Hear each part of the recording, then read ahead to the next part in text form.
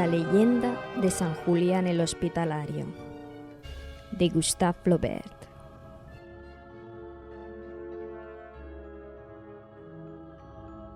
El padre y la madre de Julián vivían en un castillo al pie de una colina, en una comarca boscosa. Las 4 esquinas culminaban en agudas torres con techo escamado de plomo, y la base de las murallas descansaba sobre abruptos bloques de piedras que descendían hasta el fondo del foso. Los adoquines del patio resplandecían como las baldosas de una iglesia. Largas gárgolas que parecían dragones con las fauces abiertas escupían el agua de lluvia en la cisterna. En el antepecho de cada ventana, en un tiesto de arcilla pintada, lucía una flor de albahaca o un heliotropo.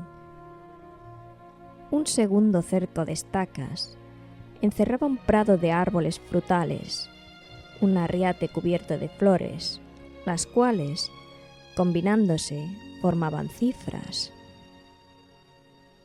Una glorieta a la sombra, de cuya parra se podía tomar el fresco, y un juego de mayo que servía de expansión a los pajes. En el otro extremo se hallaba la perrera, los establos, el horno del pan, el lagar y los graneros. Alrededor crecía una verde extensión de césped, a su vez rodeada por un seto de espinas. La paz ya era un hábito, el rastrillo siempre en alto, el agua colmaba los fosos, las golondrinas construían su nido en las hendiduras de las almenas, y el arquero que durante todo el día se paseaba por la cortina eludía el bochorno del sol albergándose en la atalaya, donde dormitaba como un monje. En el interior, los herrajes relucían por todas partes.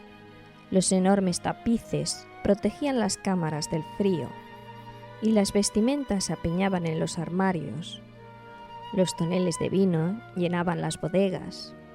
Los cofres de roble crujían agobiados por sacos de plata.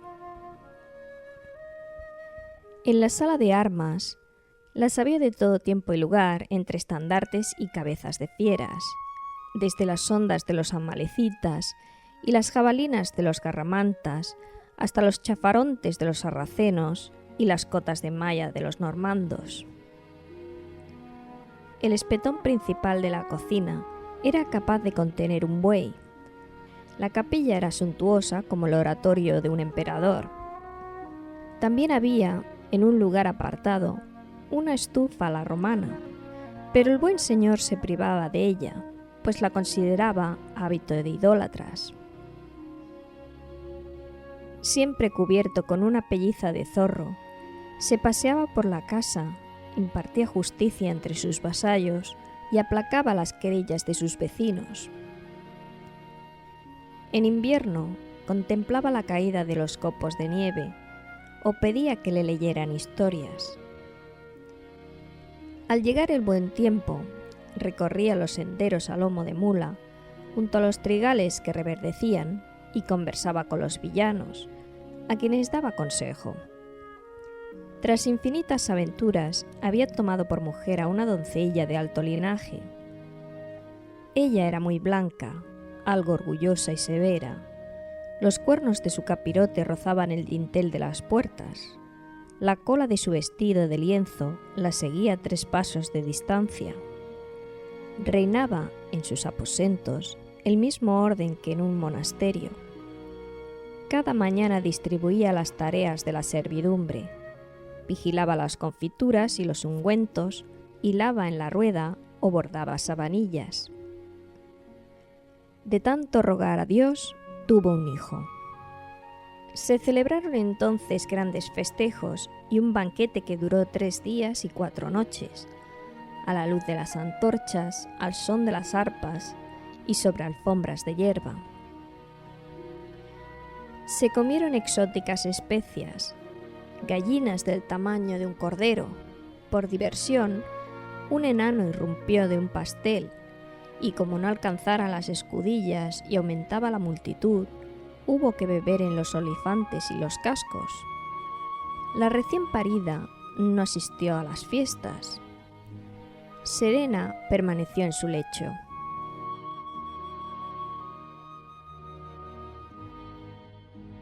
Una noche se despertó y advirtió bajo un rayo de luna que penetraba por el ventanal una trémula sombra.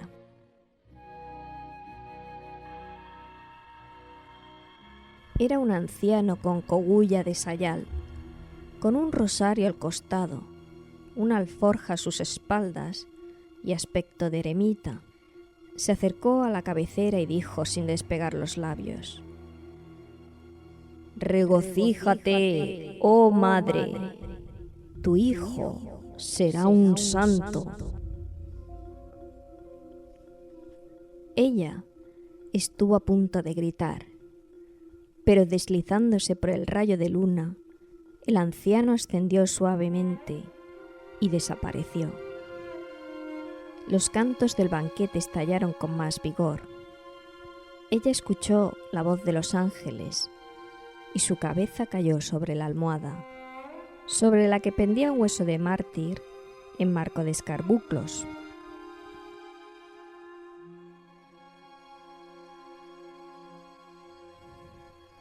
Al día siguiente, todos los servidores declararon, cuando se los interrogó, no haber visto ningún eremita. Sueño o realidad, debía tratarse de un mensaje del cielo, pero ella no lo reveló a nadie, pues temía que la acusaran de soberbia.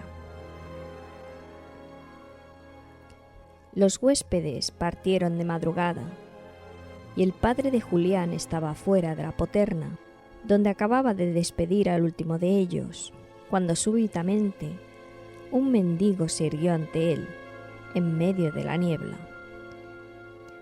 Era un bohemio de barba trenzada, con anillos de plata en ambos brazos y pupilas resplandecientes. Pronunció con aire inspirado estas inconexas palabras: «¡Ah, tu hijo! Mucha sangre, mucha gloria, un destino feliz, la familia de un emperador».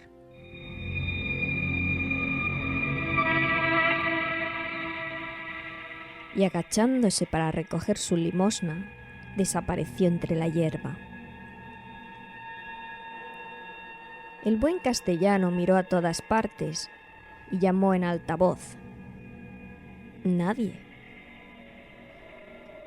Silbaba el viento, disipando las brumas matinales. Pensó que la visión era debida a la fatiga provocada por la falta de sueño. Se dijo: «Si hablo de esto, se burlarán de mí». Pero los esplendores destinados a su hijo lo deslumbraron, aunque la promesa no era del todo clara y hasta dudaba de haberla comprendido. Los esposos se ocultaron su secreto, pero ambos prodigaron al niño idéntico amor, y tratándolo como un elegido de Dios, le reservaban infinitos cuidados. El plumón más fino rellenaba el colchón de su cuna, sobre la que día y noche ardía una lámpara con forma de paloma. 3 nodrizas lo arrulaban, y enfundado en sus mantillas, con sus mejillas rosas y sus ojos azules, con su manto de brocado y su cepillo recamado de perlas, parecía un pequeño Jesús. Le crecieron los dientes sin que llorara ni una sola vez.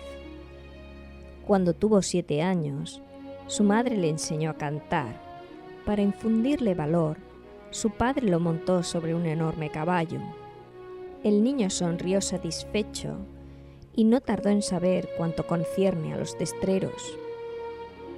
Un monje sabio y entrado en años le enseñó las sagradas escrituras, la numeración arábiga, las letras latinas y el trazado de delicadas pinturas sobre la vitela.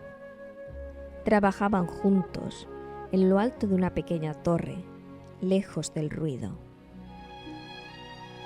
Al terminar la lección, bajaban al jardín, donde paseándose lentamente, estudiaban las flores.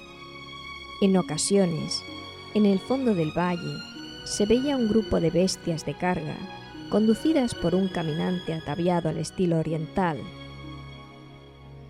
El castellano, que reconocía en él a un mercader, le enviaba un lacayo. El desconocido confiadamente se apartaba de su ruta, y una vez en el locutorio sacaba de sus cofres cortes de seda y terciopelo, orfebrerías, sustancias aromáticas, objetos singulares de aplicación desconocida. Al fin, el buen hombre partía con una sustancial ganancia, sin haber padecido violencia alguna. Otras veces, un cortejo de peregrinos golpeaba las puertas. Sus hábitos mojados humeaban en el atrio, y una vez hartos de comida, contaban sus viajes. El vagabundeo de las naves por la mar espumosa, las marchas a pie en ardientes arenas, la ferocidad de los paganos, las cavernas de Siria, el pesebre y el sepulcro. Luego donaban conchillas de su manto al joven señor. Algunas veces el castellano solía invitar a sus viejos camaradas de armas. Mientras bebían, evocaban sus guerras, los asaltos a las fortalezas, el estrépito de las máquinas, las prodigiosas heridas. Julián, al escucharlos, se contagiaba de su entusiasmo. Entonces su padre no dudaba de que sería un conquistador. Pero al atardecer, cuando salía del Ángelus, al pasar entre los pobres arrodillados, hurgaba en su escarcela con tal modestia y con aire tan digno que su madre ya lo imaginaba arzobispo. Ocupaba en la capilla un sitio junto a sus padres, y por más que se prolongaran los oficios, permanecía de rodillas sobre su reclinatorio, el bonete en el suelo y las manos unidas.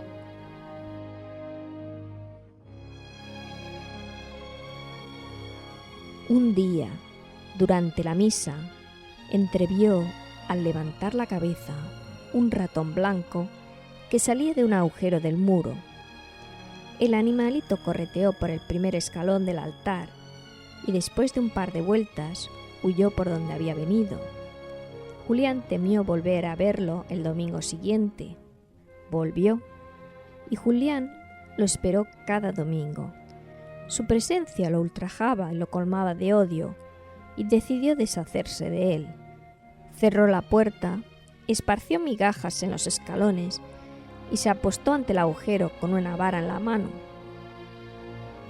Transcurrido un largo rato, surgió un hocico rosado, luego todo el ratón.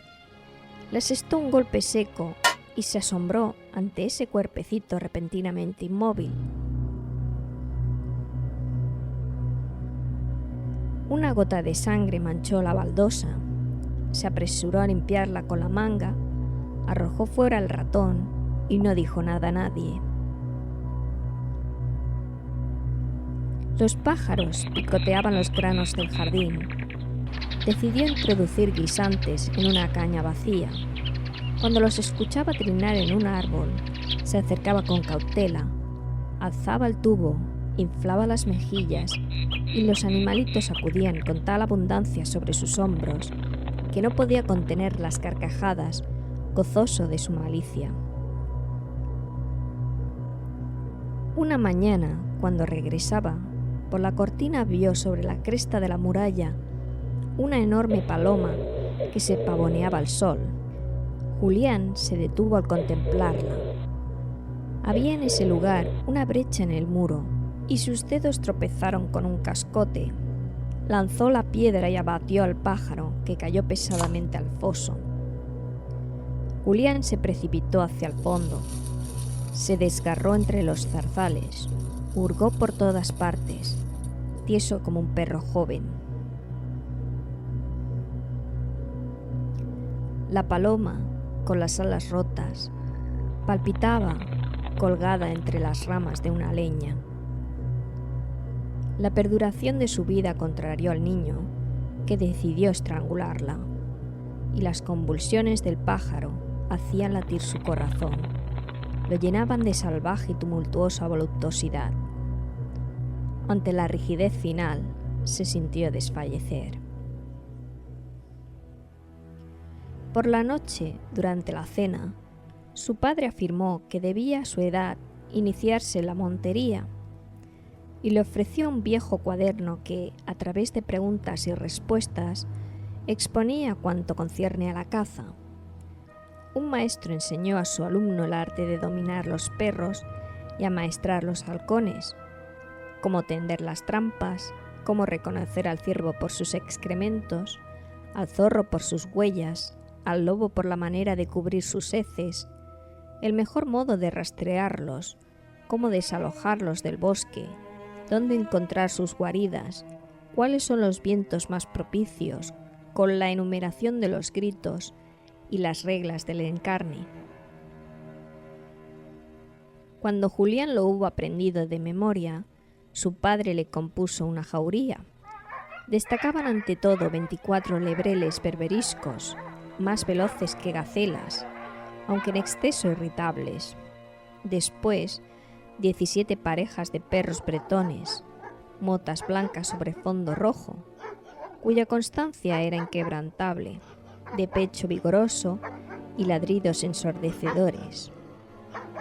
Para hostigar al jabalí y las madrigueras peligrosas, había 40 grifones peludos como osos.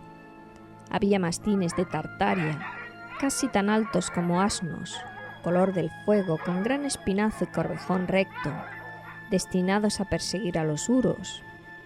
El negro pelaje de los podencos relucía como el raso. Los Talbot no ladraban menos que los perros zarceros. En un patio aparte gruñían, sacudiendo las caderas, con ojos saltones, 8 dogos alanos, bestias formidables que saltan al vientre de los jinetes y que no temen a los leones. Todos comían pan de trigo, bebían en pilas de piedra y recibían un nombre eufónico. ¿Acaso la cetrería superaba a los perros?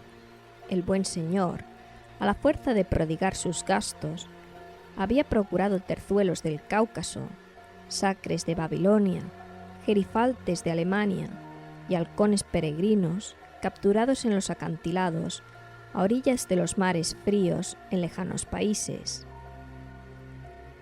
Habitaban un cobertizo cubierto de bálago, ordenadores en la alcándara según la talla, y tenían ante sí un montículo de hierba, donde cada tanto se los posaba para desentumecerlos. Se elaboraron redes, anzuelos, trampas, toda suerte de artefactos. Acostumbraron a llevar al campo perros perdigueros que no tardaban en mostrar la pieza. Entonces, los monteros, avanzando con lentitud, extendían con cautela una inmensa red sobre sus cuerpos impasibles. Una orden los hacía ladrar. Volaban las codornices, y las damas de la región, invitadas con sus maridos, las doncellas, los niños, todo el mundo se arrojaba sobre ellas y las atrapaba con facilidad.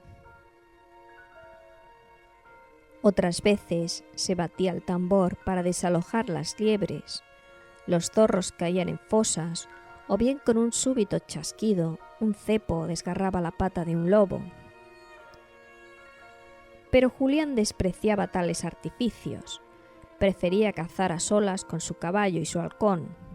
Era la mayoría de las veces un gran tartanet de la Estitia, blanco como la nieve. Un penacho remataba su capuchón de cuero, cascabeles de oro temblaban en sus patas azules y se erguía con firmeza en el brazo de su amo mientras el caballo galopaba y la llanura se extendía incesante. Julián destapaba sus ligaduras y de repente lo dejaba en libertad. Intrépido, surcaba el aire recto como un dardo, y 2 manchas desiguales giraban para encontrarse y luego desaparecer en las alturas. El halcón no tardaba en descender con un pájaro lacerado y enseguida se posaba sobre el guantelete con las alas temblorosas. De esta manera, Julián hostigaba a la garza, al milano, a la corneja y al buitre. Le gustaba seguir al son de las trompas a sus perros que corrían por la ladera de las colinas, saltando arroyos y atravesando el bosque, y cuando gemía el ciervo vulnerado, lo abatía con destreza para luego deleitarse ante la furia de sus mastines que lo devoraban, troceados sobre su propia piel humeante.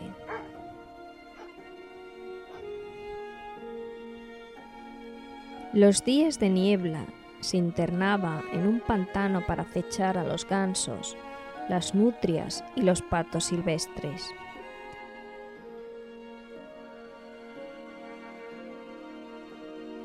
Al amanecer, 3 escuderos lo esperaban al pie de la escalinata y el viejo monje en vano le reclinaba sobre el tragaluz para llamarlo mediante señas. Julián nunca se volvía. Afrontaba el ardor del sol, la áspera lluvia, la tempestad, bebía en el cuenco de la mano al agua de las fuentes, comía manzanas silvestres sin interrumpir el trote.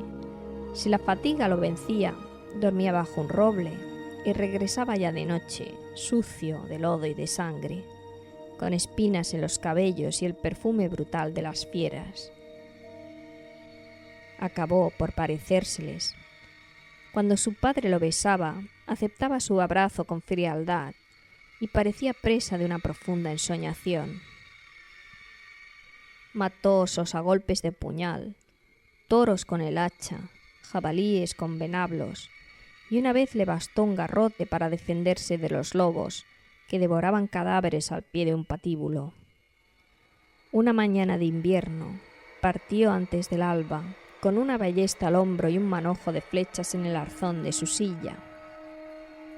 Su trotón danés, seguido por 2 pachones, hacía resonar la tierra con su rítmico andar. El hielo cristalizaba sobre su mano, silbaban bruscos ventarrones. La luz hirió el horizonte y en la palidez del crepúsculo, Julián advirtió conejos que brincaban junto a sus madrigueras. Ambos pachones se precipitaron sobre ellos sin vacilar e implacables les quebraban ferozmente el espinazo. Después penetró en un bosque. En el extremo de una rama, un urogallo entumecido por el frío dormía con la cabeza bajo el ala. Julián le siguió las 2 patas de un tajo y prosiguió su camino sin remordimiento. 3 horas después se encontró en la cima de una montaña de tal altura que el cielo parecía casi negro. Ante él se extendía un peñasco que, semejante a un muro, caía a plomo sobre un precipicio, y en su borde 2 cabras salvajes contemplaban el abismo. Como no tenía flechas, pues su caballo había quedado atrás, decidió ir a por ellas. Encorvado y descalzo, llegó por fin hasta la primera y la apuñaló el flanco. La segunda, aterrada, se arrojó al vacío. Julián se lanzó para apresarla. Su pie derecho resbaló y él cayó sobre el cadáver de la otra, el rostro vuelto hacia el abismo, ambos brazos abiertos.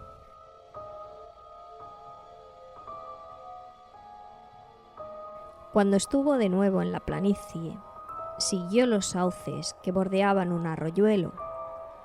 Esporádicas grullas volaban sobre él a baja altura.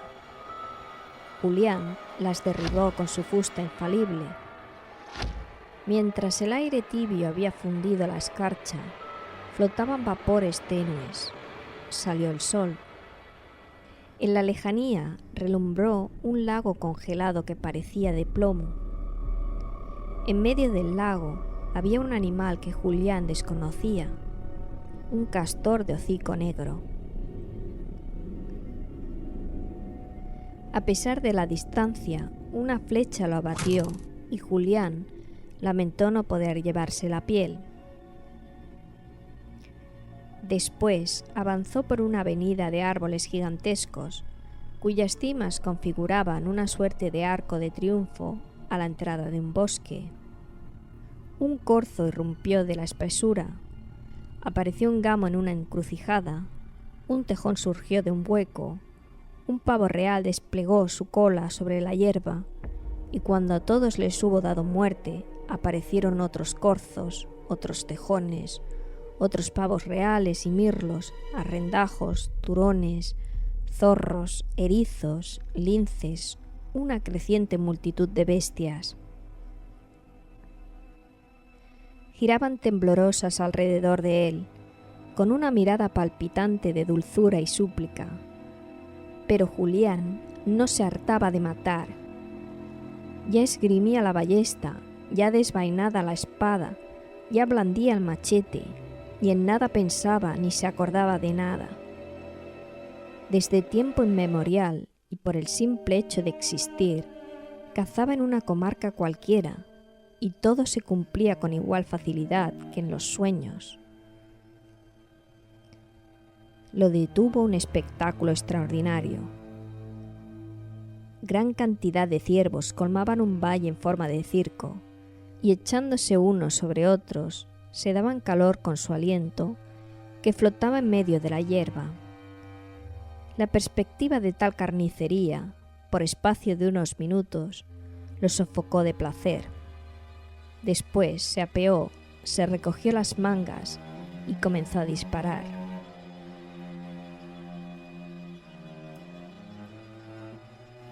Cuando silbó el primer dardo, todos los ciervos volvieron la cabeza. Huecos bruscos hendieron su masa compacta. Se escucharon atroces alaridos y una vasta agitación conmovió a la manada. El borde del valle era demasiado alto para franquearlo. Hostigaron el cerco de rocas, procurando escapar. Julián apuntaba y disparaba, y los dardos llovían sobre ellos como una tormenta implacable. Los ciervos coceaban enfurecidos, encabritándose, trepaban unos sobre otros, y sus cuerpos, con las cornamentas entrelazadas, formaban un monte que crujía al desplazarse. Por fin agonizaron, tendidos sobre la arena, los hocicos babeantes, las entrañas expuestas, y lentamente se acalló la ondulación de sus vientres exánimes. Hubo luego una absoluta inmovilidad. Anochecía, y detrás del bosque, en los intersticios del ramaje, el cielo estaba rojo como un manto de sangre. Julián se apoyó contra un árbol. Con ojos de asombro contempló la enormidad de la matanza y no comprendía cómo la había llevado a cabo.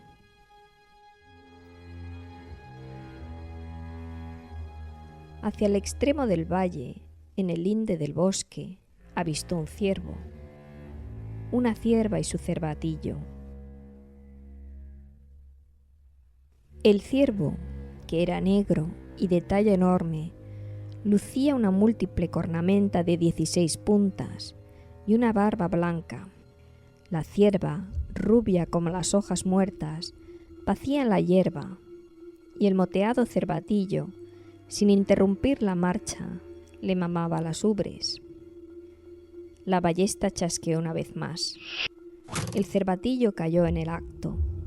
Entonces su madre, contemplando el cielo, emitió un bramido profundo, desgarrador, humano. Julián, exasperado, la hirió en pleno pecho y la derribó. El gran ciervo lo había visto. Dio un brinco. Julián le arrojó su última flecha. Esta lo alcanzó en la frente y allí quedó clavada. El gran ciervo no pareció sentirla. Se abrió paso entre los cadáveres, avanzó hacia Julián. Iba a hundirse en él, a destriparlo, y Julián retrocedía, presa de indescriptible espanto. El prodigioso animal se detuvo y con ojos fulgurantes, solemnemente como un juez o como un patriarca, mientras a lo lejos tañía una campana, le repitió 3 veces: «Maldito, maldito, maldito. Un día, alma feroz, asesinarás a tu padre y a tu madre». Hincó las rodillas, cerró dulcemente los párpados y murió. Julián quedó estupefacto. Luego lo abrumó una repentina fatiga y lo invadieron el asco y una inmensa tristeza. Con el rostro entre las manos, se entregó un prolongado llanto. Había perdido su caballo, sus perros lo habían abandonado. Incalculables peligros parecían acecharlo en esas soledades. Entonces, presa del pánico, echó a correr a través del campo. Escogió un sendero al azar y casi en el acto se encontró a las puertas del castillo. Esa noche no durmió. Bajo la vacilante luz de la lámpara, siempre veía al gran ciervo negro. Su predicción lo obsesionaba, se debatía contra ella.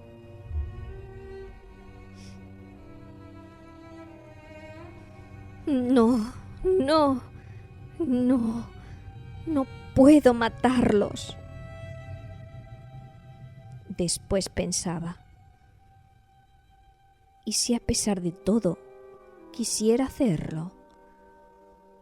Y temía que el diablo le inspirara tal deseo.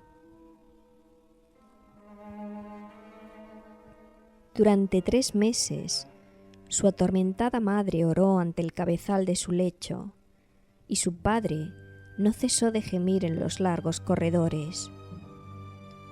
Convocó a los más célebres maestros, que prescribieron gran cantidad de drogas.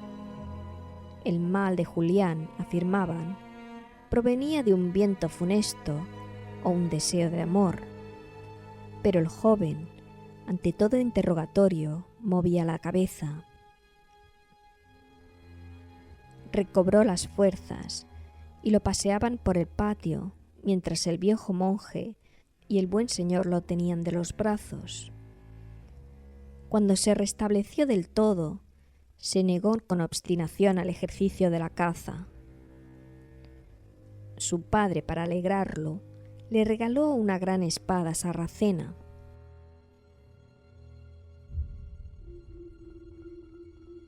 Esta colgaba de lo alto de un pilar, en el centro de una panoplia. Para llegar a ella se necesitaba una escalera. Julián subió. La espada pesaba en exceso. Resbaló entre sus dedos y cayó tan cerca del buen señor que le segó la opalanda. Julián creyó haber matado a su padre y se desmayó. Desde entonces rehuyó las armas. Al ver el hierro desnudo, palidecía. Tal debilidad consternó a su familia. Al fin, el viejo monje, en nombre de Dios, del honor y de sus ancestros, le aconsejó retomar sus ejercicios de gentilhombre. Todos los días los escuderos practicaban con la jabalina. Julián no tardó en destacarse. La introducía en el gollete de las botellas, partía los dientes de las veletas, hacía blanco a más de 100 pasos en los clavos de las puertas.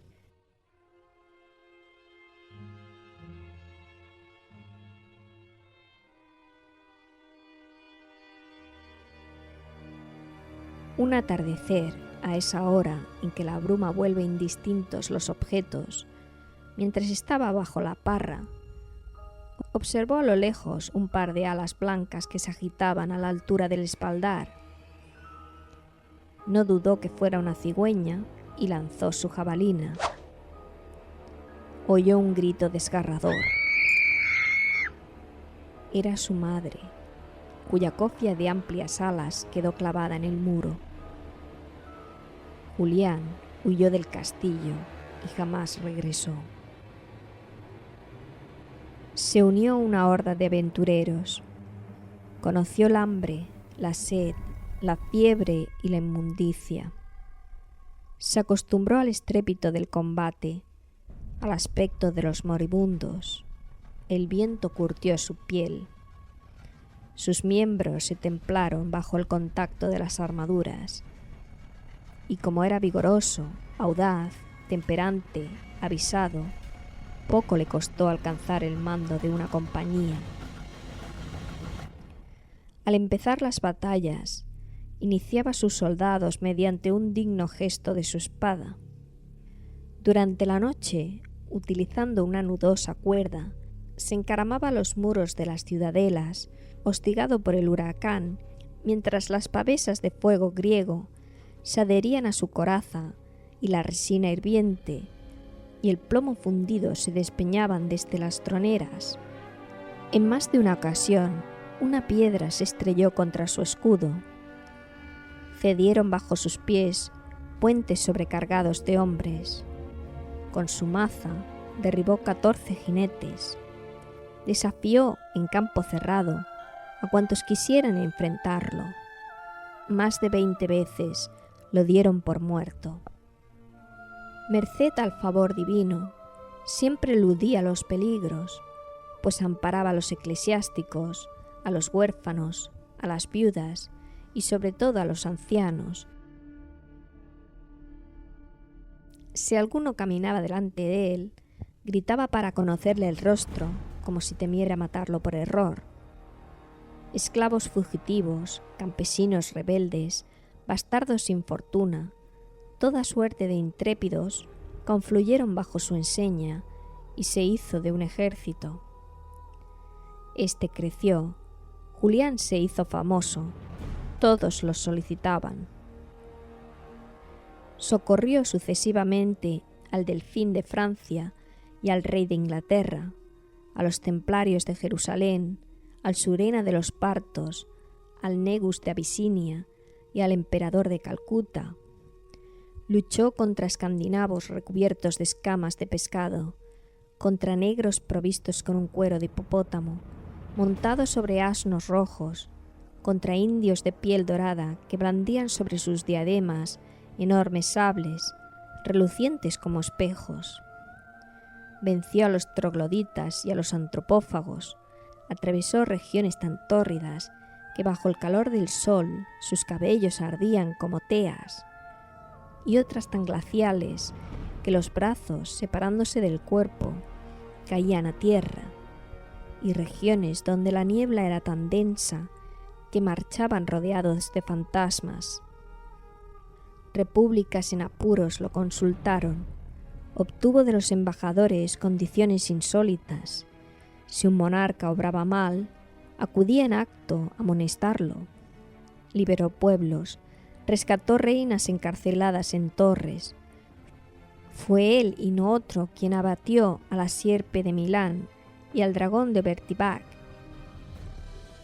El emperador de Occitania, tras derrotar a los musulmanes españoles, se había unido en concubinato con la hermana del califa de Córdoba, y de ella conservaba una hija que había educado cristianamente. Pero el califa, fingiendo afán por convertirse, vino a visitarlo acompañado de una numerosa escolta. Destrozó su guarnición y lo arrojó a una mazmorra donde lo trató con rigor para despojarlo de sus tesoros. Julián acudió en su auxilio. Desbarató el ejército de los infieles, sitió la ciudad, mató al califa, lo decapitó y arrojó su cabeza por sobre la muralla como si fuese una pelota.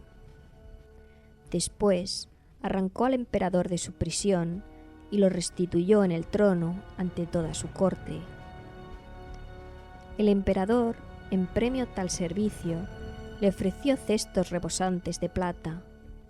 Julián no los aceptó.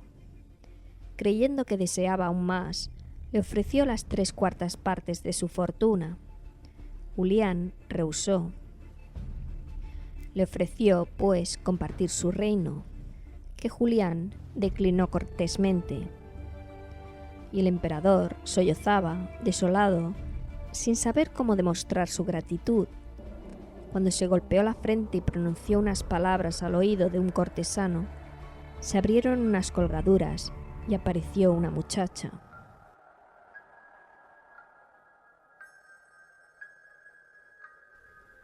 Sus enormes ojos negros brillaron como 2 lámparas tenues. Una encantadora sonrisa dilataba sus labios. Los bucles de su cabellera rozaban las pedrerías del vestido entreabierto, y bajo la transparencia de la túnica se insinuaba la juventud de su cuerpo. Era rolliza y delicada, y de talle menudo. Julián, que hasta entonces llevara una vida muy casta, se enamoró enseguida. Recibió pues en matrimonio a la hija del emperador, con un castillo heredado de su madre, y efectuada la boda, infinitas cordialidades agraciado en la despedida. Era un palacio de mármol blanco, de factura morisca, sobre un promontorio en un bosque de naranjos.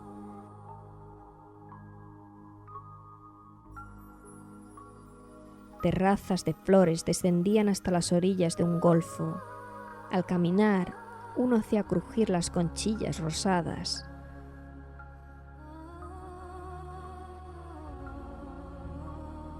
Detrás del castillo se extendía una selva en forma de abanico. El cielo era siempre azul. Los árboles recibían la brisa marina y el viento de las montañas, que a lo lejos cerraban el horizonte.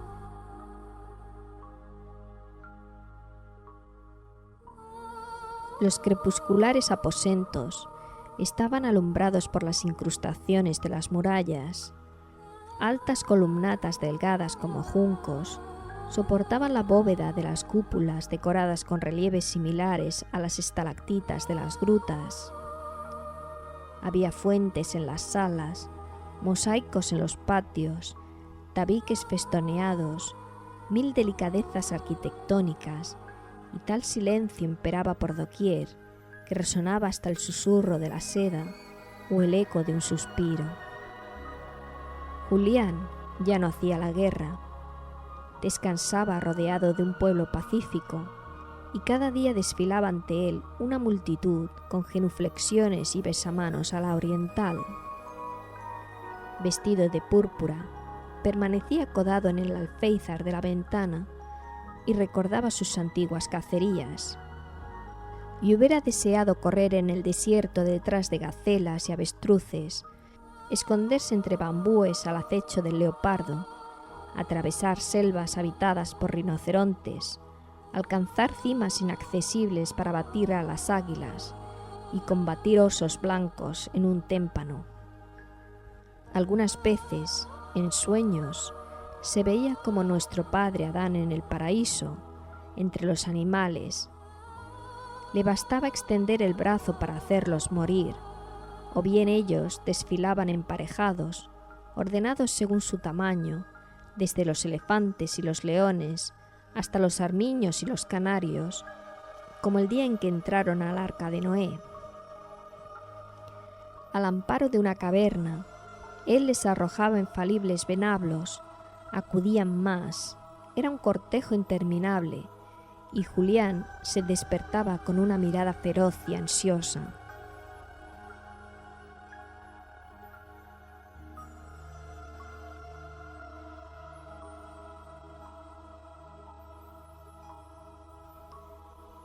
Príncipes amigos lo invitaron a cazar. Siempre rechazaba, pues mediante tal penitencia evitaría su desgracia. Le parecía que el asesinato de los animales dependía la suerte de sus padres. Más le dolía la ausencia de estos y la añoranza se tornaba intolerable. Su mujer, para distraerlo, contrató malabaristas y bailarinas. Se paseaba con él en una litera abierta por el campo, En ocasiones, tendidos en el borde de una chalupa, contemplaban el correteo de los peces en las nítidas aguas. Ella solía arrojarle flores en el rostro, en cuclillas a sus pies, tañía una mandolina de 3 cuerdas. Después, apoyándole sobre el hombro, sus 2 manos unidas, preguntaba con tímida voz: «¿Qué os aflige, mi señor?». Él no contestaba o rompía a llorar. Un día, por fin, le confesó su horrible pensamiento. Ella lo rebatió con sabias razones. Su padre y su madre quizá hubieran muerto. Si nunca los veía, ¿por qué azar, con qué finalidad podría él llegar a tal abominación? No había, en consecuencia, causa para sus temores, y debía volver a cazar.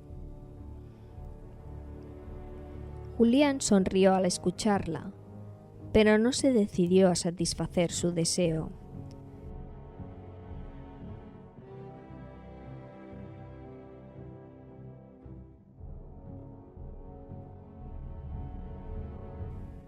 Una noche de agosto estaban los 2 en su aposento, y ella, que acababa de acostarse, se arrodillaba para sus oraciones, cuando él escuchó el aullido de un zorro y advirtió leves pasos bajo el ventanal. Entrevió en la penumbra sombras de animales.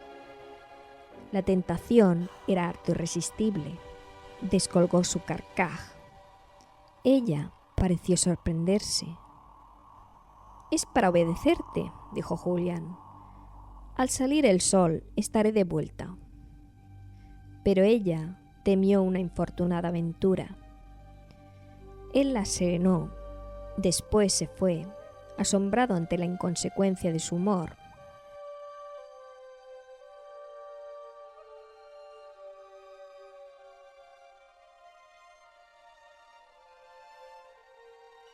Al cabo de un rato, un paje anunció que 2 desconocidos, como el señor estaba ausente, reclamaban la presencia inmediata de la señora.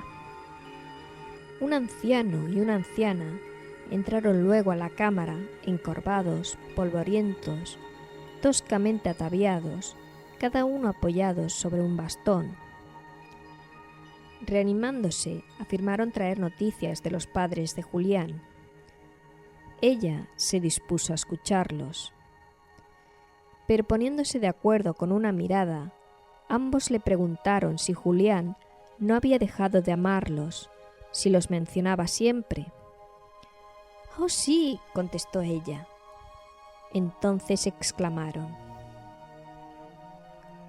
«Pues bien, somos nosotros», y tomaron asiento, débiles y fatigados. La joven señora no tenía ninguna seguridad de que su esposo fuera el hijo de ambos. Ellos lo demostraron describiendo las señas particulares que él tenía sobre la piel. Ella entonces se incorporó de un salto, llamó a su paje e hizo servir comida. Aunque se hallaban hambrientos, apenas podían probar bocado, y la señora observaba de reojo cómo temblaban sus manos envejecidas al tomar los cubiletes. Hicieron 1000 preguntas sobre Julián. Ella las contestó todas, aunque se abstuvo de revelarles la idea funesta que les concernía. Como él no regresaba, habían abandonado su castillo y hacía años que vagaban, guiados por imprecisas indicaciones, sin menoscabo de su esperanza. Tanto dinero había costado el peaje de los ríos y las hosterías, los derechos de los príncipes y las exigencias de los salteadores, que sus morrales estaban vacíos y debían mendigar.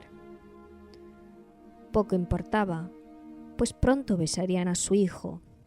Exaltaron la dicha de Julián, dueño de una mujer tan gentil, a quien no cesaban de besar y contemplar. Aposento tan confortable los deslumbró, y el anciano, una vez que examinó los muros, preguntó por qué en ellos estaba inscrito el blasón del emperador de Occitania.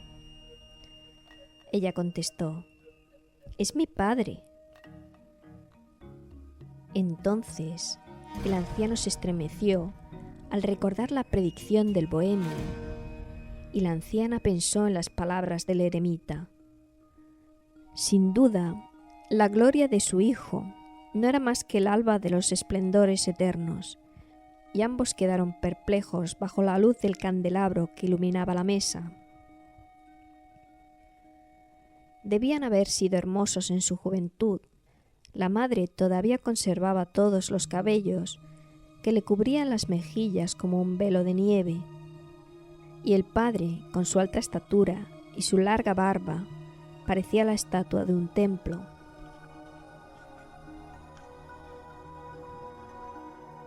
La mujer de Julián le pidió que no lo esperaran.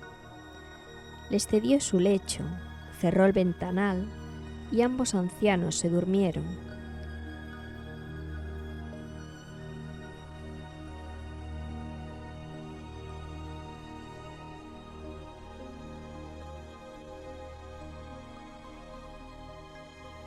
Llegaba el día y detrás del vitral comenzaban a trinar los pájaros. Julián había atravesado el parque y se internó en el bosque con pasos crispados, gozando de la blandura de la hierba y de la dulzura del aire. Las sombras de los árboles se extendían sobre la espuma. A veces la luna hería los claros con manchas blancas y él se detenía, pues creía encontrarse ante un curso de agua, o bien la tranquila superficie de los charcos se confundía con el color de la hierba. Imperaba un absoluto silencio, y no descubrió ninguno de los animales que pocos minutos antes merodeaban alrededor del castillo. Se espesó el bosque y la oscuridad se hizo profunda.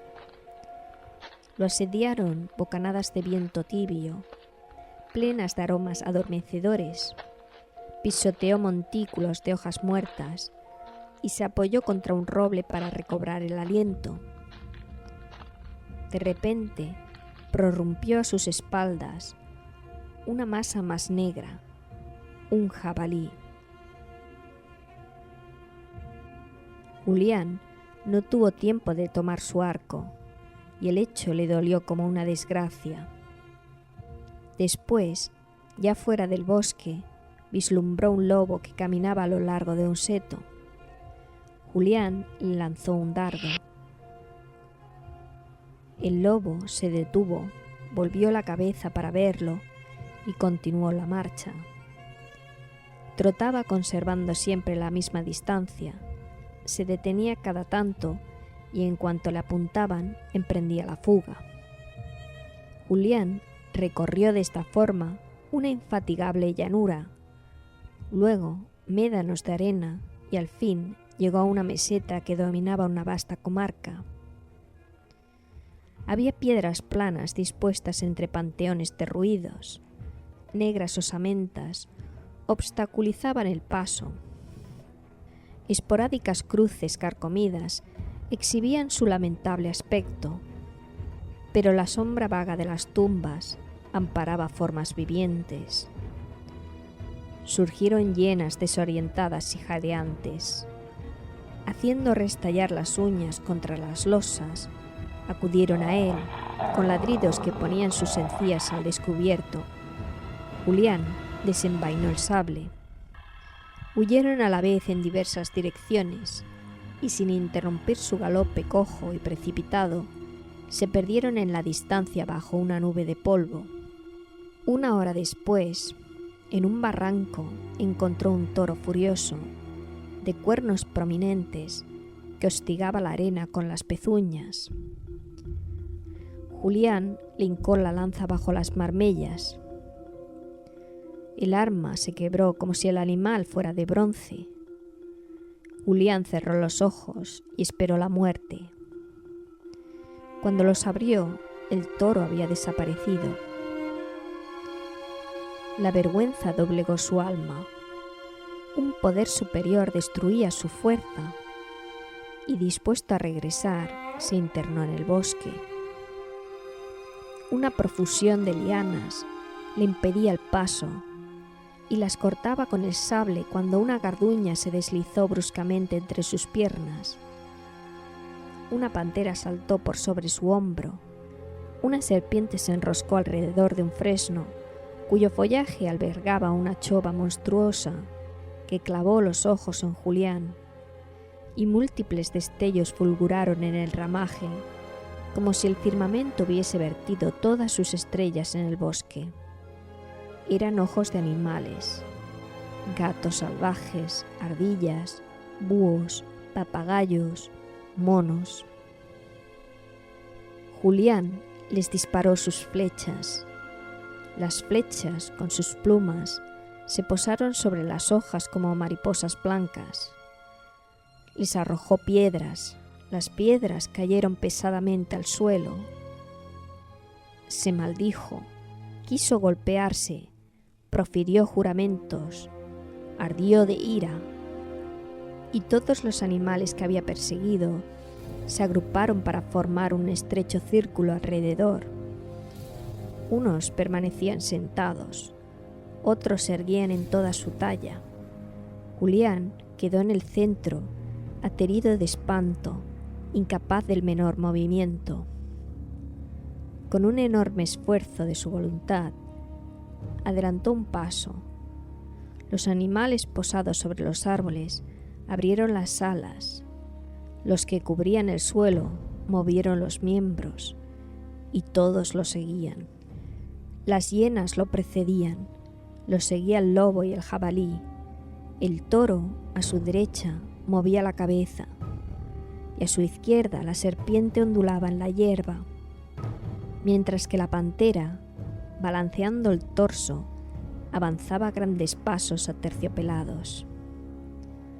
Él avanzaba con mayor lentitud posible para no irritarlos, y de la profundidad de los matorrales veía salir puercoespines, zorros, víboras, chacales y osos. Julián echó a correr. Ellos lo siguieron.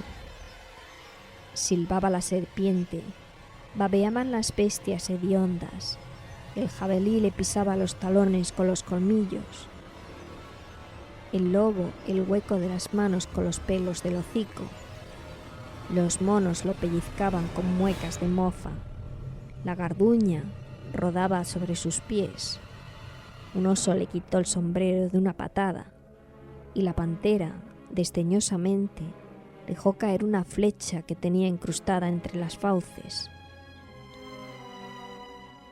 Sus gestos burlones acusaban una traslúcida ironía. Al observarlo de reojo, parecían meditar un plan de venganza, y ensordecido por el zumbido de los insectos, azotado por colas de pájaro, sofocado por el hálito animal, Julián avanzaba con los brazos extendidos y los párpados cerrados como un ciego, y carecía de fuerzas para gritar: ¡Piedad! El canto de un gallo vibró en el aire. Otros le respondieron. Despuntaba el alba y reconoció más allá de los naranjos las tejas de su palacio. Después, en el linde de un campo, vio 3 perdices rojas que, separadas por 3 pasos de distancia, correteaban entre las cañas. Se quitó el manto y lo arrojó como una red. Al retirarlo, solo había una perdiz, y muerta desde hacía tiempo, putrefacta. Tal decepción lo exasperó más que las precedentes. Su sed de exterminio volvió a dominarlo. En lugar de bestias, habría querido aniquilar hombres. Escaló las 3 terrazas, abrió la puerta de un puñetazo, pero el rellano de la escalera, el recuerdo de su querida mujer, distrajo su corazón. Ella sin duda dormía, y él podría darle una sorpresa. Sacándose las sandalias, giró suavemente el cerrojo y entró, Los vitrales emplomados ensombrecían la palidez crepuscular. Julián tropezó con ropas dispersas en el suelo. Más adelante, tropezó con una credencia e hizo vibrar la vajilla. Sin duda habrá comido, se dijo, y avanzó hacia el lecho, sumido en las tinieblas del fondo de la cámara. En cuanto llegó, se inclinó para besar a su mujer. Sobre la almohada, sobre las dos cabezas, reposaban uno junto a la otra. Entonces sintió contra la boca una ruda barba. Retrocedió, creyendo enloquecer, pero volvió a acercarse y sus dos dedos se estremecieron al contacto de cabellos excesivamente largos.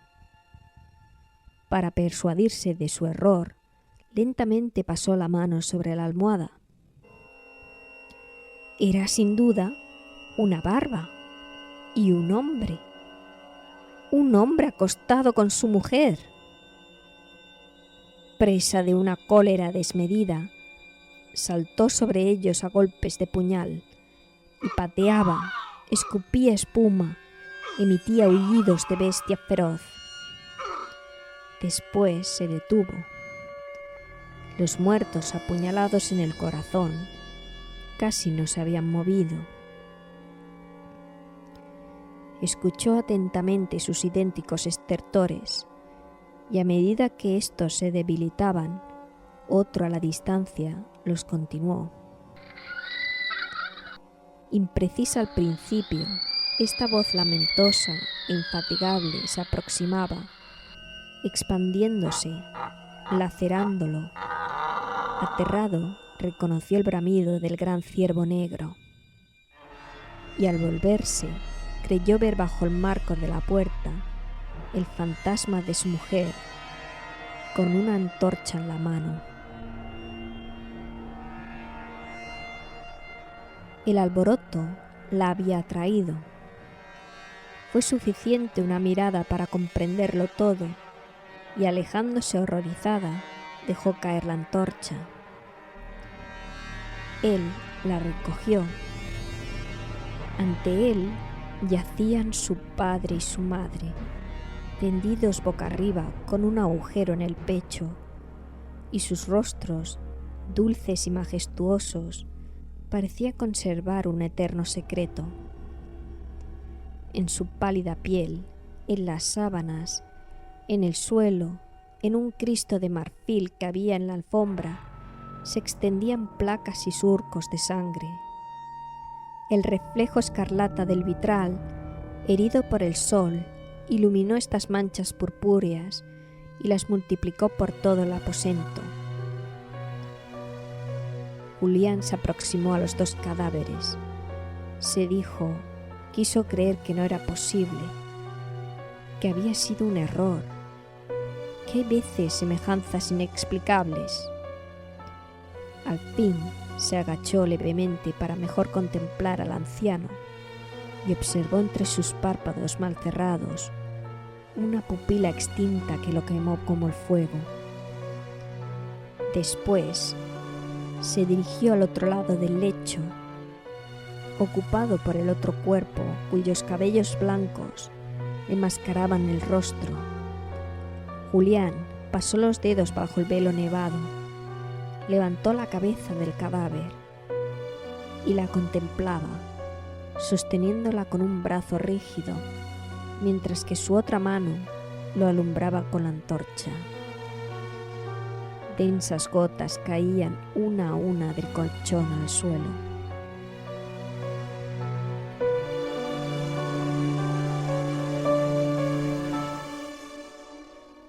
Al concluir el día, compareció ante su mujer y con una voz que no era la suya, le ordenó ante todo no responderle, no acercársele, ni siquiera mirarlo, y seguir, so pena de condenación, todas sus órdenes, que eran irrevocables.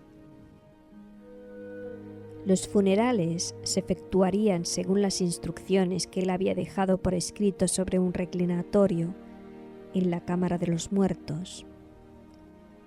Le dejaba su palacio, sus vasallos, todos sus bienes, sin conservar siquiera sus atavíos y sus sandalias, que encontrarían en lo alto de la escalera. Ella había obedecido a la voluntad de Dios al propiciar su crimen y debía rogar por su alma, pues a partir de ese momento, él ya no existía.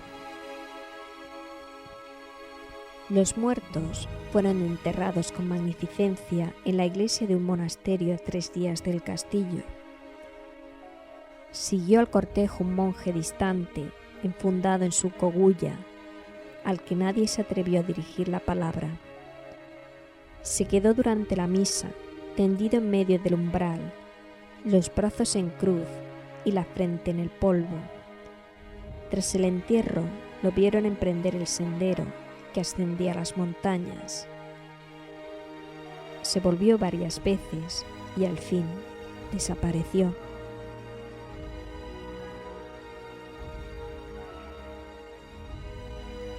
Partió e hizo vida de mendicante. Tendía la mano ante los jinetes de los caminos, se acercaba con genuflexiones a los segadores o permanecía inmóvil ante la entrada de los patios. Y su rostro era tan triste que nadie le negaba una limosna. Por espíritu de humildad contaba su historia. Entonces todos huían, persiguiéndose. En las aldeas que ya había visitado, todos cerraban las puertas al reconocerlo, lo insultaban, le arrojaban piedras. Los más caritativos dejaban una escudilla en el antepecho de la ventana y después cerraban las celosías para no verlo. Rechazado por todos, eludió a los hombres y se alimentó de raíces, de plantas, de frutos perdidos y de caracoles que buscaban playas agrestes. En ocasiones, al doblar un recodo, veía ante sí una confusión de techos apiñados, con agujas de piedra, puentes, torres, negras calles entrelazadas, de las que provenía un estrépito continuo. La necesidad de compartir la existencia de los semejantes lo instó a bajar a la ciudad, pero esos rostros bestiales, el alboroto de los mercaderes, la indiferencia de las palabras, le congelaron el corazón. Los días festivos, cuando el tañido de las catedrales llenaba de júbilo toda la población desde el filo del alba, veía los grupos que salían a la calle, luego las danzas en las playas, las fuentes de cerveza en las esquinas, las cinturas de damasco ante los palacios de los príncipes, y al caer la tarde, a través de los ventanales de las casas, las largas mesas familiares donde los abuelos tenían a los niños sobre las rodillas, prorrumpía en llanto y regresaba al campo.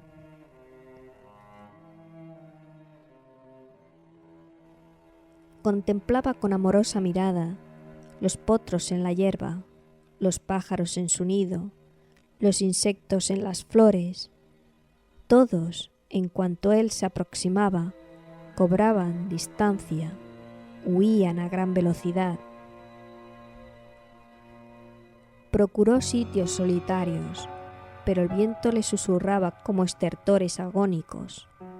Al derramar sus lágrimas el rocío, él evocaba gotas más densas. El sol, al atardecer, teñía las nubes de sangre y por las noches revivía en sueños su parricidio. Se hizo un cilicio con puntas de hierro, trepó de rodillas a cada colina en cuya cima hubiese una capilla. Pero su recuerdo implacable oscurecía el esplendor de los tabernáculos, torturándolo a través de sus laceradas penitencias. No se rebelaba contra Dios por haberle infligido acto semejante, pero desesperaba por haberlo cometido. Su misma persona le producía tal horror que con la esperanza de librarse de ella, se internó en el peligro. Rescató paralíticos del fuego, niños del fondo de los precipicios. El abismo lo repelía, las llamas no querían tocarlo. El tiempo no aplacó su aflicción. Esta se volvió intolerable. Decidió morir. Y un día, en que se encontraba al borde de una fuente, inclinándose para apreciar la profundidad del agua, vio aparecer ante él a un anciano consumido, de barba blanca y aspecto tan lastimero que Julián no pudo reprimir un sollozo. El otro también lloraba. Sin reconocer su imagen, Julián confusamente evocó un rostro semejante. Profirió un grito.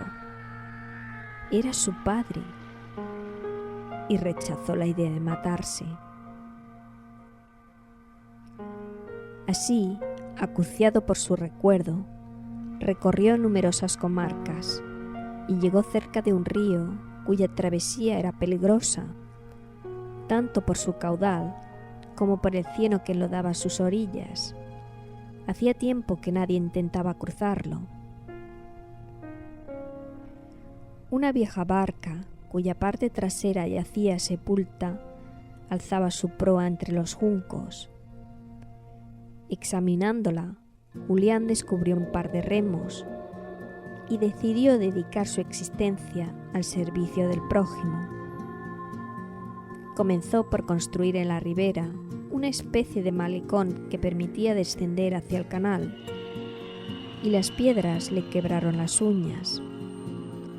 Las apoyaba en el vientre para llevarlas, resbalaba en el cieno y varias ocasiones estuvo a punto de morir. Después reparó la barca mediante restos de embarcaciones y levantó una cabaña con barro y troncos de árboles.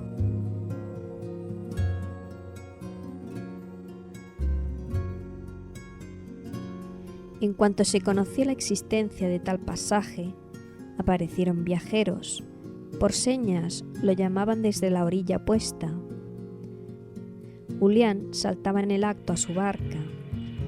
Esta era muy pesada y la sobrecargaban con toda clase de equipajes y de fardos, sin contar las bestias de carga, que como coceaban espantadas, aumentaban la confusión. Él nada pedía para sí. Algunos le daban restos de vituallas que extraían de sus alforjas, o ropas raídas que ya no querían usar. Gentes brutales proferían blasfemias.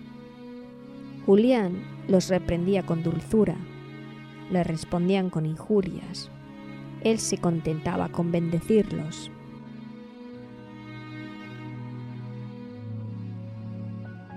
Una mesita, una silla, un lecho de hojas muertas y 3 copas de arcilla. Ese era todo su mobiliario. Sus ventanas eran 2 orificios en la pared. Hacia un lado se extendían planicies inmensas y estériles, en cuya superficie relumbraban, ocasionalmente, pálidos estanques. Y el gran río frente a él lucía su verdoso oleaje. En la primavera, la tierra húmeda producía un olor a podredumbre. Después, un viento confuso levantaba torbellinos de polvo. Este penetraba por doquier, enlodaba el agua y crujía bajo las encías. Más tarde, nubes de mosquitos, cuyos zumbidos y picaduras, ya de día, ya de noche, eran implacables.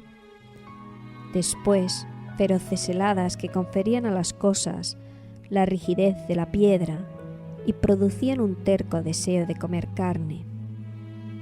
Pasaban meses sin que Julián viera a nadie. Con frecuencia cerraba los ojos y procuraba revivir en la memoria los días de su juventud, y surgía al patio de un castillo, con lebreles bajo una escalinata, sirvientes en la sala de armas, y bajo un dosel de pámpanos, un joven de rubios cabellos, entre un anciano cubierto de pieles y una dama con un gran capirote. De inmediato surgían los dos cadáveres. Julián caía de bruces y repetía entre sollozos: «¡Ah, pobre padre! ¡Pobre madre! ¡Pobre madre!». Y era presa de un sopor en el que sus tenebrosas visiones persistían.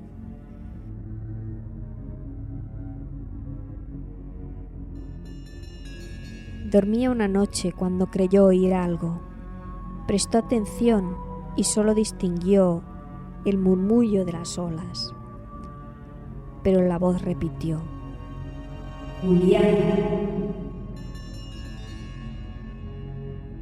Venía de la otra orilla, lo que juzgó extraordinario, dada la extensión del río. Lo llamaron por tercera vez: «Julián». Y esa voz penetrante tenía el timbre de una campana de iglesia. Encendió su linterna y salió de la cabaña. Un furioso huracán ennegrecía la noche. Las tinieblas eran profundas y solo las aclaraba el blanco estertor del oleaje. Después de un minuto de vacilación, Julián desató las amarras. Las aguas se calmaron en el acto. La barca se deslizó sobre ellas y pronto tocó el otro margen, donde esperaba un hombre. Lo cubría un manto hecho jirones. Su rostro parecía una máscara de yeso y sus ojos eran rojos como rescoldos. Al enfocarlo con la linterna, Julián observó que lo cubría una lepra repugnante. Había en su actitud, empero, la majestad de un rey. Apenas entró en la barca, ésta se hundió prodigiosamente bajo su peso. Se elevó con un sacudón y Julián se puso a remar. A cada golpe de remo, la resaca de las olas levantaba la proa. El agua, más negra que la tinta, lamía con furia a los lados de la embarcación. Se ahondaba en abismos, crecía en súbitas montañas, y la chalupa brincaba sobre ellas para después precipitarse a hoscas profundidades donde giraban manos del viento.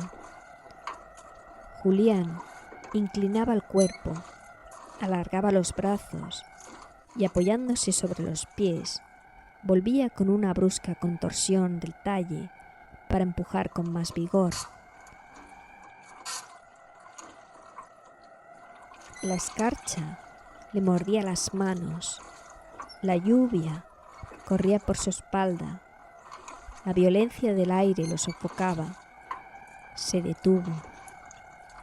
Entonces la embarcación quedó a la deriva, pero comprendiendo que se trataba de un hecho singular, de una orden que correspondía no desobedecer, tomó nuevamente los remos, y el chirrido de los toletes ahogó el rugido de la tempestad.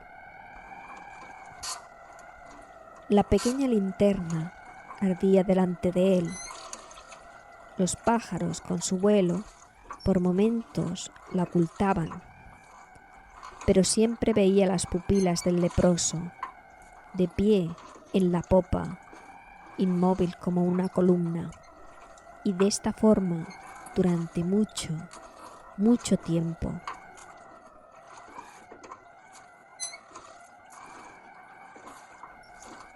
Al llegar a la cabaña, Julián cerró la puerta y lo vio sentarse sobre el escabel. La especie de sudario que lo cubría había caído hasta sus caderas, y sus hombros, su pecho, sus brazos descarnados desaparecían bajo placas de pústulas escamosas. Profundas arrugas le surcaban la frente, cual un esqueleto tenía un agujero en lugar de nariz, y sus labios azulados despedían un hálito espeso como la niebla y nauseabundo. «Tengo hambre», dijo. Julián le dio lo que tenía, un rancio cuarto de tocino y las costras de un pan negro. En cuanto los devoró, la mesa, la escudilla y el mango del cuchillo quedaron cubiertos por manchas idénticas a las de su cuerpo. Después dijo: «Tengo sed». Julián fue a buscar su cántaro y cuando lo tomó, éste exhaló un aroma que dilató su pecho y sus narices. Era vino. ¡Qué hallazgo! Pero el leproso alargó el brazo y de un sorbo vació todo el cántaro. Después dijo: «Tengo frío». Con su candela, Julián encendió un manojo de lechos en el centro de la cabaña. El leproso se acercó atraído por el calor y acuchillado todo su cuerpo temblaba, debilitándose. Sus ojos perdían brillo, sus úlceras rezumaban y con voz casi extinta murmuró: «Tu lecho». Julián suavemente lo aproximó hasta él y hasta lo cubrió con la lona de su barca. El leproso gemía, las comisuras de sus labios descubrían sus dientes, una pronunciada convulsión conmovía su pecho y su vientre, a cada aspiración, se ahuecaba hasta las vértebras. Luego cerró los párpados. «Acércate a mí». Y Julián, apartando la lona, se acostó sobre las hojas muertas, a su lado, muy cerca de él. El leproso volvió la cabeza. «Desnúdate y dame el calor de tu cuerpo». Julián se quitó las vestimentas. Después, desnudo como al venir al mundo, se recostó en el lecho y sentía contra su muslo la piel del leproso, más fría que una serpiente y más áspera que una lima. Trató de alentarlo y el otro respondió jadeante: «Ah, voy a morir. Acércate. Dame tu calor». «No, con las manos no, con todo el cuerpo». Julián se tendió sobre él, boca contra boca, pecho contra pecho. Entonces el leproso lo abrazó y sus ojos repentinamente brillaron con la claridad de las estrellas. Sus cabellos se alargaron como los rayos del sol. Su aliento exhalaba el perfume de las rosas. Una nube de incienso irrumpió de la hoguera. Cantaron las olas. Entretanto, una profusión de delicias, un júbilo sobrehumano inundó el alma del pasmado Julián, y aquel cuyos brazos lo ceñían no cesaba de crecer, y su cabeza y sus pies tocaban ambos muros de la cabaña. Voló el techo, se desplegó el firmamento, y Julián ascendió a los espacios azules, su rostro unido al de nuestro Señor Jesús, que lo llevaba hacia el cielo.